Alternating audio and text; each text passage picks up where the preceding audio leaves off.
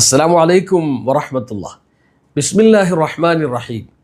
പ്രിയപ്പെട്ടവരെ, ഇന്ന് നമ്മൾ പഠിക്കാൻ പോകുന്ന ഒരു ചെറിയ തസ്ബീഹുണ്ട്. അതിനെപ്പറ്റി അള്ളാഹുവിൻ്റെ റസൂൽ പറഞ്ഞത് അത് സ്വർഗത്തിലെ നിധികളിൽപ്പെട്ട ഒരു നിധിയാകുന്നു എന്നാണ്.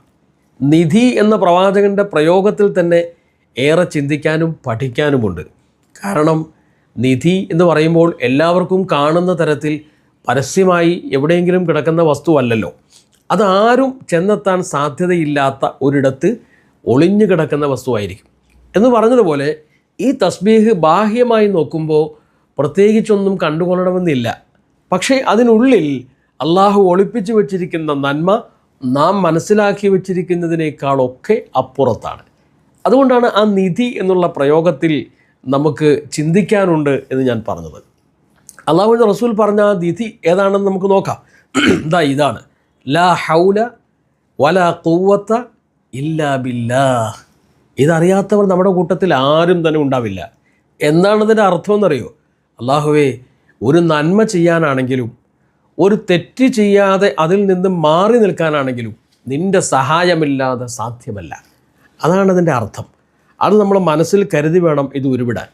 അതിൻ്റെ മറ്റൊരു പ്രത്യേകത എന്താണെന്നറിയോ? പ്രവാചകൻ പറഞ്ഞു, ഫൈനഹ തദ്ഫഉ തിസ്അതൻ വതിസ്ഈന ബാബം മിനൽ ദുർരി.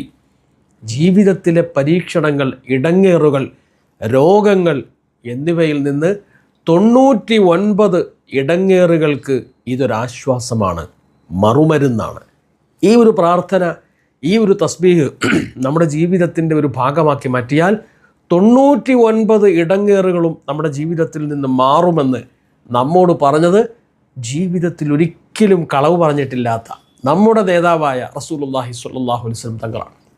എന്നിട്ട് അവിടെ നിന്ന് പറഞ്ഞു, ഈ 99 ഇടങ്ങേറുകളിൽ ഏറ്റവും ചെറുത് ഏതാണെന്നറിയോ? അതിനാഹ അൽ ഹമ്മ വൽ ഫഖർ. അതിലേറ്റവും നിസാരം എന്ന് പറയുന്നത്, ഏറ്റവും ചെറുത് മനക്ലേശങ്ങളും ദാരിദ്ര്യവുമാണ്. അപ്പോൾ ദാരിദ്ര്യം ഇല്ലാതാവും, മനക്ലേശങ്ങൾ ഇല്ലാതാവും. ഇത് ടെൻഷനാണല്ലോ മനുഷ്യനെ ജീവൻ തന്നെ തീർത്ത് കളയാം എന്ന ഒരു ചിന്തയിലേക്ക് അവനെ കൊണ്ടെത്തിക്കുന്നത്. അപ്പം മനക്ലേശങ്ങൾ മാറാൻ, ടെൻഷൻ മാറാൻ, അതുപോലെ ദാരിദ്ര്യം മാറാൻ ഈ ഒരു തസ്ബീഹ് നമ്മൾ പതിവാക്കുക.